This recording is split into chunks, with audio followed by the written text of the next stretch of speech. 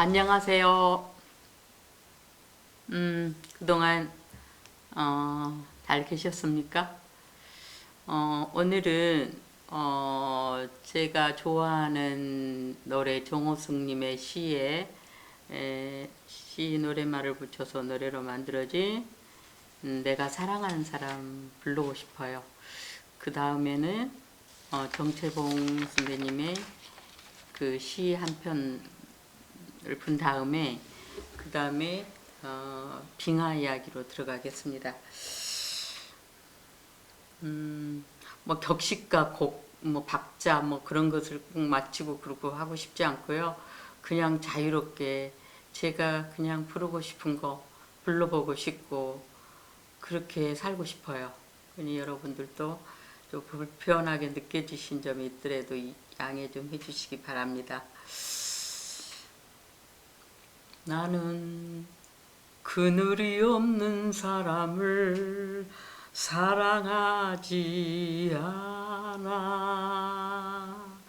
그늘을 사랑하지 않는 사람을 사랑하지 않아. 나는 한 그루 나무에 그늘이 된 사람을 사랑한다. 햇빛도 그늘이 있어야 맑고 눈이 부시다. 나무 그늘에 앉아 나뭇잎 사이로 반짝이는 햇살을 바라보면 세상은 그 얼마나 아름다운가. 나는 눈물이 없는 사람을 사랑하지 않아. 눈물을 사랑하지 않는 사람을 사랑하지 않아. 나는 한 방울 눈물이 된 사람을 사랑한다.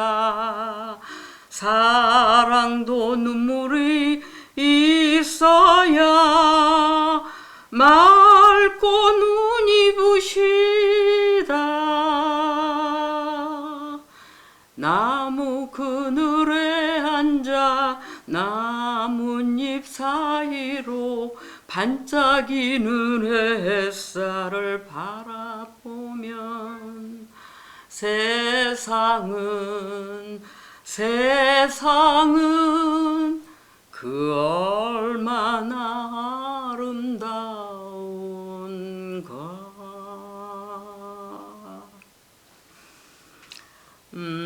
그 다음에 정채봉, 너를 생각하는 것이 나의 일생이었지. 정채봉, 머리알 하나를 보고도 너를 생각했지. 풀잎 하나를 보고도 너를 생각했지. 너를 생각하게 하지 않는 것은 이 세상에 없어. 너를 생각하는 것이 나의 일상이었지. 자, 여기서 너는 누굴까요? 우리가 한용우님의 님의 침묵에서 님은 누구였을까 하고 우리 학교 다닐 때 뭐 국가나 민족이나 뭐 이렇게 하면서 이렇게 답을 쓰고 그랬던 시절이 생각이 납니다. 그런데 여기에서 정채봉 선생님의 정채봉님의 그 너는 누구일까 저는 생각을 해봤어요. 네 개로 한번 구분을 해봤어요. 이 중에서 무엇일까 여러분 한번 생각해 보세요. 마음속 신앙으로 섬기는 신일까? 아니면 생활 그 자체의 삶일까?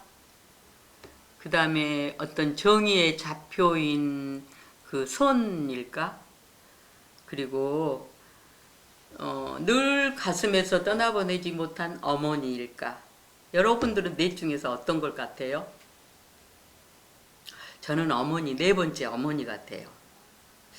정채봉 선생님은 5살에 어머니를 여의었다고 그래요. 그래서 늘 가슴속에 떠나지 않는 어머니에 대한 그리움이 그 전체를 그 삶의 전체를 차지하면서 살았다고 그래요. 그래서 정채봉 선생의 그 시 한 편에 보면 엄마가 휴가를 나온다면 시 한 편이 있어요. 그 시에서는 엄마가 휴가를 나온다면 하루만 휴가를 나온다면, 아니 그것도 어려우면 반나절만 나온다면, 아니 그것도 어려우면 30분만, 아니 그것도 더 어려우면 단 5분만이라도 엄마가 하늘나라에서 휴가를 나왔으면 좋겠다 그래요. 그래서 단 한 번이라도 엄마라고 부르고 그동안에 억울했던 이야기를 이렇게 얘기하고 싶다. 엄마한테 이렇게 안기면서 이런 시가 있어요.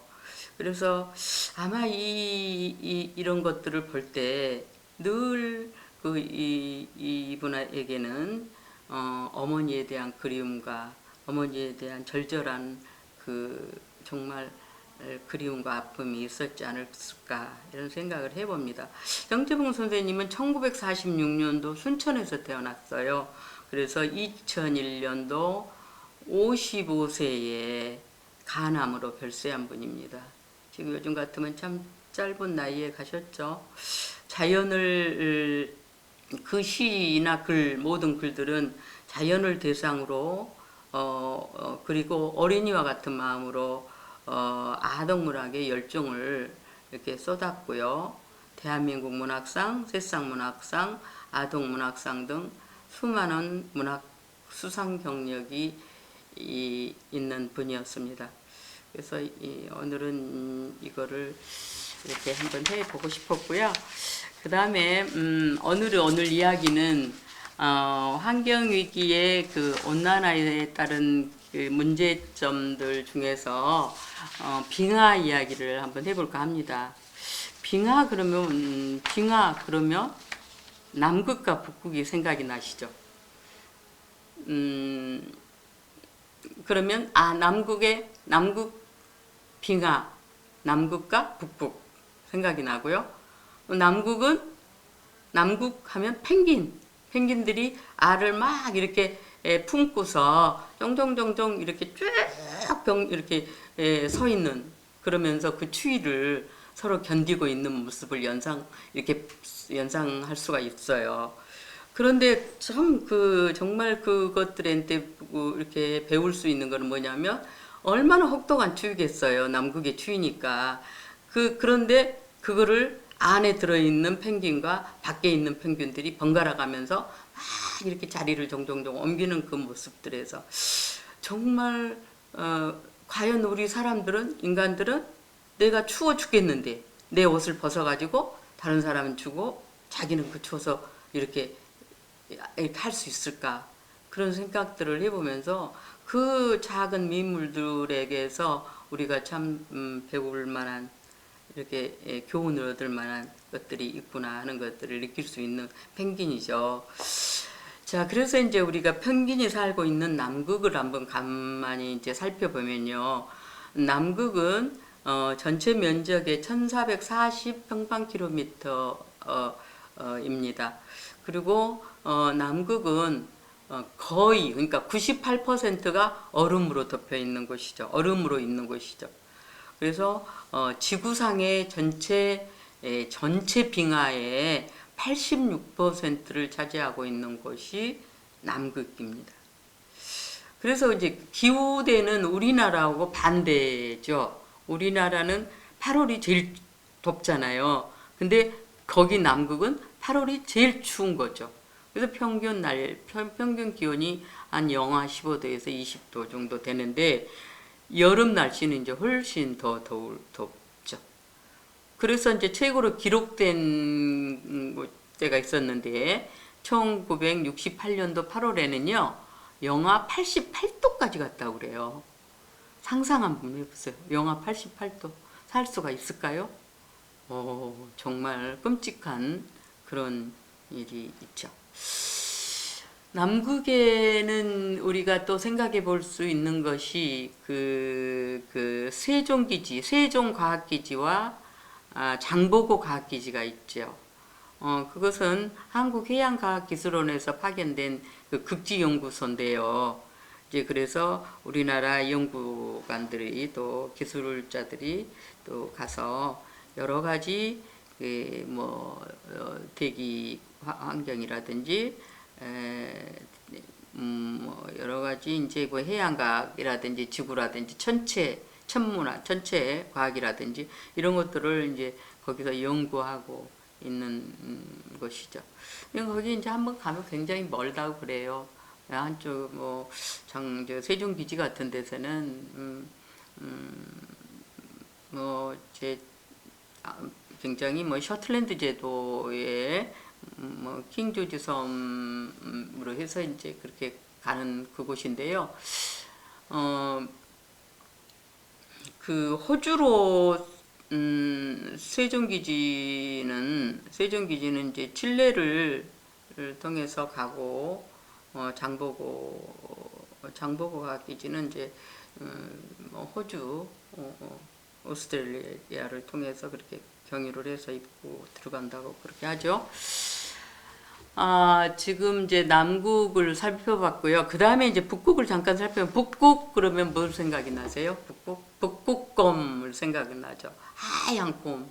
옛날에는 아주 막 털이 이렇게 보송보송 나가지고 복스러운 그 북극곰을 볼 수가 있는데, 어떤 장면을 보면은 지금 깡깡 마른, 빼빼 마른 곰이 먹이를 찾아서 어슬렁어슬렁 거리고, 결국은 그 먹을 것이 없어가지고 그 주거지까지 침투를 하니까 그 모피를 얻은 사람들한테 이제 밀렵꾼들한테 또 죽임을 당하고 이런 것들을 연상해 볼 수가 있는 것이에요. 북극 그러면요 세 파트로 나눠질 수가 있어요. 첫 번째는 그린랜드를 들 수가 있죠. 그린랜드는 그 캐나다 말섬, 캐나다 끝쪽 부분에 옆에 캐나다와 유럽 사이에 있어서 세계에서 가장 큰 섬이죠. 그린랜드는 면적은 217만 평방킬로미터죠. 217만 평방킬로미터니까 뭐 우리나라의 뭐 3배, 우리나라의 한 2배 정도 이상 그렇게 되는 남북 합해서요. 그 다음에 인구는 이제 5만 6천 명 정도로 보고 있답니다. 여기는 덴마크령인데 자치권을 행사하는 곳이에요. 뭐 지배를 받고 간섭을 일일이 받는 게 아니라 자치권을 행사하고 있고요. 국토의 85%가 빙하로 덮여 있어요. 빙하로. 그 다음에 이제 두 번째 파트는 북알라스카와 캐나다, 러시아, 덴마크, 핀란드, 아이슬란드, 노르웨이, 스웨덴. 그러니까 북알라스카, 미국령이잖아요. 알라스카와 캐나다. 제가 이제 한 12년 전에 캐나다를 갔는데요. 캐나다 갔을 때 뭐 빙하로 있고 전부 이제 거기에서 설산 같은 데서는 로키 산맥 같은데 그 설산에서 물이 그때 이제 얼음이 녹아가지고 계곡을 타고 펑펑펑펑 흐르는 것을 봤어요. 그때 뭐라 그러냐, 이대로 10년만 간다면 거의 설산이 없어질 것이다. 로키 산맥에 올 것이다. 이렇게 얘기도 했는데 지금쯤은 어떤 상태로 되어 있는지 굉장히 궁금해요. 그 다음에 이제 러시아라는 좋은 지방에 러시아가 지난번에는 뭐 36도까지 기온이 올라갔다는 작년인가요? 그런 이야기도 있을 정도로 지금은 온난화가 돼버린 거죠. 이렇게 따뜻해가지고 기온이. 그 다음에 이제 우리가 북유럽의 덴마크, 핀란드라든지 노르웨이, 스웨덴 같은데, 그런데 아이슬란드 이런 데가 이제 북극에 빙하가 있는, 얼음이 있고 눈이 많이 있는 곳이죠. 근데 참, 이제 여기서 우리가 또 이야기해 볼 수 있는 것은요, 그 북유럽 같은 데는 이렇게 춥고 사람 자연의 조건이 살기가 힘들잖아요. 어렵고. 그런데도, 어쩌면 그렇게 그 사람들은 그 복지제도와 공동체적 삶을 이렇게 민주주의, 그 공동체적 민주주의를 실천할 수 있는 그런 마음의 자세와 그런 것들이 있는지, 여러 가지 자연적인 열악한 조건 속에서도 그 환경을 아주 친환경적으로 산다든지, 그렇게 우리 인간이 아주 그 추구해야 할 이상적인 어떤 삶을 살려고 노력하는 그런 것들이 참 귀감이 되는 부분들이 많이 있는 것 같아요. 그래서 저도 언젠가 정말 거기에 한번 북유럽 쪽에, 저는 이상하게 북유럽 쪽은 가지를 못했어요. 그래서 북유럽 쪽을 가서 여러 가지 환경 문제라든지 자연 쪽으로 한번 봐야 될 텐데, 가려고 했는데 이렇게 코로나가 되고 그러니까 못 가게 됐습니다. 그 다음에 이제 볼 수 있는 것이 그 세계의 지붕이라고 할 수 있는 곳 히말라야 만년설 들 수가 있죠. 항상 눈이 쌓여 있는 그런 것이에요. 이제 히말라야는 파키스탄, 중국이나 미얀마로 연결되는 그런 산인데요. 거기에 항상 그 늪에 만년설이 덮여 있다. 그래서 이 세 가지 쪽을 북극의 북극으로 이렇게 나누고 있고, 남극과 북극 이렇게 나누고 있는 것이죠. 그러면 그 빙하가 녹으면 어떻게 되죠? 빙하가 녹으면 해수면이 자동적으로 상승이 된다는 거죠. 지난번에 잠깐 그 테마기행 그 프로에서 한번 보니까 브라질이라든지 그쪽 북극 쪽에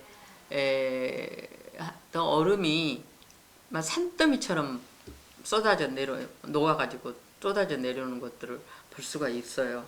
근데 그만큼 아주 빠른 속도로 이렇게 녹아내리는 것을 우리가 느끼고 있고 보고 있고 그렇습니다. 그래서 이제 그 해수면 상승에 대해서 세계 과학 평가 보고서 IPCC에서 산업화 이전보다도 해수면이 1.5cm가 상승됐다고 그럽니다. 1cm에 오른다는 것은 엄청나게 그러니까 1.5도가 상승됐다고 그래요. 그 산업화 이전보다. 그래서 그 결과 우리가 호주, 그러니까 오스트레일리아와 하와이 사이에 있는 투발루라는 나라가 있어요. 섬나라, 조그만 나라인데, 우리나라는 한 영등포구 정도나 되는 면적의 그런 나라는 벌써 물에 잠겨 게 없어지고요. 그 다음에 방글라데시 가브라섬 같은 데도 물에 잠기고, 그 동네 마을 자체가 농사도 짓고 그랬는데 농사 질 수 없고 일부는 다 이주하고, 또 나무 일부 높은데 소수는 올라가가지고 농업이 아니라 이제 어업을 하는 이런 형태로 이제 좀 바꿔진다든지, 이렇게 그 지구가 이제 변화를 주게 되는 것이죠. 이렇게 해서 그래서 이제 그린피스, 국제환경단체인 그린피스에서는 대한민국도 2030년이면은 얼마 안 남았잖아요. 우리나라 7년 정도밖에 안 남았는데, 대한민국도 국토의 5%가 물에 잠길 것이다. 그래서 320만 명 정도가 침수 피해를 입을 것이다. 이렇게 얘기를 하고 있습니다. 그래서 이제 빙하가 녹는다면, 만약에 서울의 경우에 빙하가 녹는다면, 우리 남산이라든지 관악산이라든지 북한산이라든지 이런 산만을 제외하고, 모두, 그러니까 이 빙하가 전부 녹는다면, 전부 물에 잠길 것이고, 전 세계도 거의 물에 잠길 것이라고 과학자들은 예고를 하고 있습니다. 이제 거기서 이제 우스갯소리로 한 장면 나왔는데, 그 미국의 자유의 여신상이 목까지 목턱 밑까지 올라와서 help me 하고 도와달라고 손을 흔들 것이다. 이렇게 하고 이제 해학적인 그런 모습으로 나온 것도 있습니다. 이제 그 다음에 또 이제 우리가 주목할 것이 뭐가 있냐면요. 얼음이 녹으면은요, 불청객이 출현하게 됩니다. 불청객이 뭐냐면 그 얼음 속에 바이러스가 이제 잠겨 있는 거예요.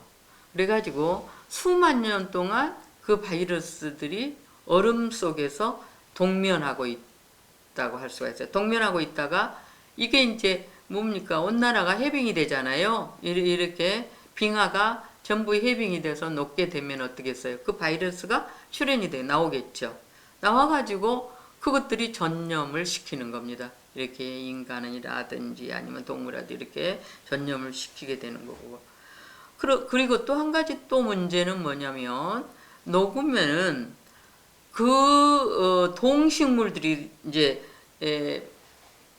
썩어서 동식물들이 그대로 동식물이 사체들이라든지 사체가 이제 얼어 있기 때문에 우리가 냉동을 시키면 그대로 그냥 거의 뭐 이렇게 있잖아요. 있는 것처럼 있다가 이게 만약에 해빙이 돼서 녹으면은 어떻겠어요? 이게 이제 막 썩은 것이 그대로 이제 노출이 되면서 메탄가스를 엄청나게 발생시키는 것입니다. 메탄가스는 뭐예요? 우리의 온난화를 가중시키는 이산화탄소를 발생시키면서 온난화를 가중시키는 역할을 하는 거잖아요. 그래서 메탄가스가 엄청난 양이 또 발생할 것이다. 거기에 또 가중되는 문제가 또 있습니다. 이제 우리 2016년도에 시베리아에서 그 동토의 해빙이 됐어요. 동토에서. 근데 그 해빙이 된 것 속에서 약 75년 전에 죽었던 사슴이 해빙되니까 그 사체가 나왔어요. 사체가 나와가지고 거기서 탄저균 바이러스가 나와가지고 거기에 현지 유목민들에게 전염시켰던 사실을 우리가 매스컴에서 접할 수 있었던 일이었어요. 자, 이렇게 여기까지 우리가 오늘은 뭐 이것저것 하면서 뭐 시도 읊고 노래도 하고 또 빙하 이야기를 나눴습니다. 오늘 빙하 환경 이야기는 여기까지 하고요. 또 다음 시간에 뵙겠습니다. 네, 그동안 건강히 즐겁게 잘 보내시다 다시 뵙겠습니다. 안녕.